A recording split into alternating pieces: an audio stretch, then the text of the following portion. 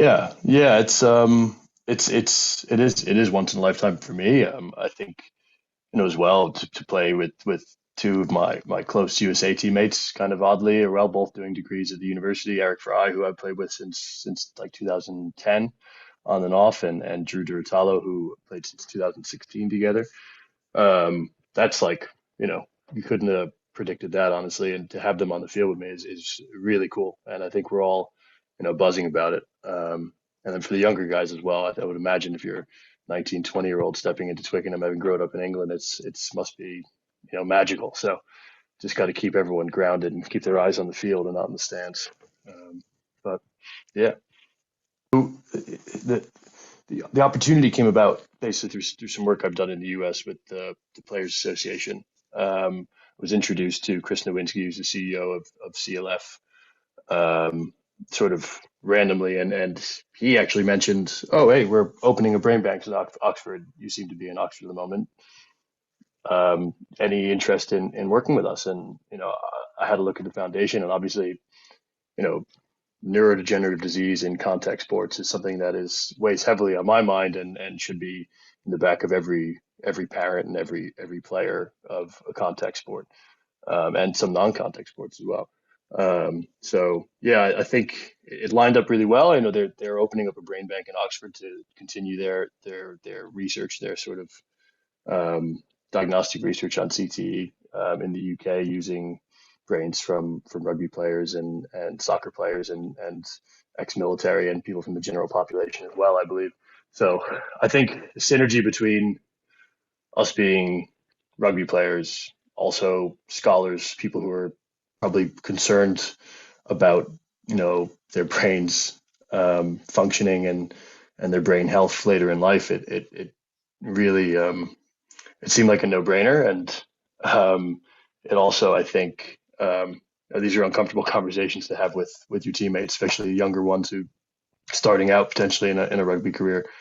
But I think just the way that the guys responded to the opportunity to contribute to an organization with such important goals for our sport, um, they're yeah, I was very impressed in the way they're able to compartmentalize sort of the heavier aspects of what CLF does, and yeah, their commitment's been really great.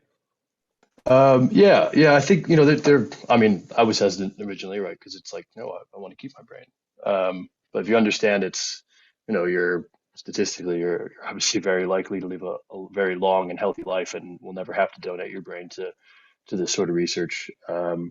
And on top of that, you hope that in the next 10, 20 years, with donations of brains and the scientific community sort of digging into this a bit more, that something that we can diagnose and treat, much easier.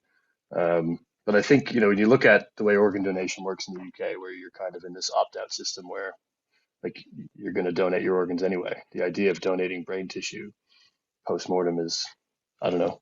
I hope I, live a long and happy life and I'd never have to donate my brain anytime soon, but you never know. But be happy to do it, regardless. And I think the younger guys understood that as well. You can't avoid it. I think I've been fairly lucky. I've suffered, three, maybe four minor concussions over the course of my career, all of which was able to recover from, very quickly, in a matter of minutes afterwards, feeling just fine. And I think I'm probably more the exception rather than the rule. I've been on the field with guys who've gotten concussed and stayed on the field, and gotten concussed again and ended up with second impact syndrome and brain bleeds, and having to get a quarter of their skull removed, and that being the end of their career. So I mean, it's pervasive, it's everywhere. It's the risk that comes part and parcel with the sport, and we need to design the sport to accommodate for the best outcomes for people's brain health, right? And that's a big part of what I think the CLF is aiming at. It's a big part of where I think World Rugby is aiming at as well, with their cutting edge at the moment, concussion protocols that'll hopefully continue to improve. But yeah, it's everywhere. It's everywhere, and it's touched probably every rugby player, through their friends and teammates over the years. It's scary.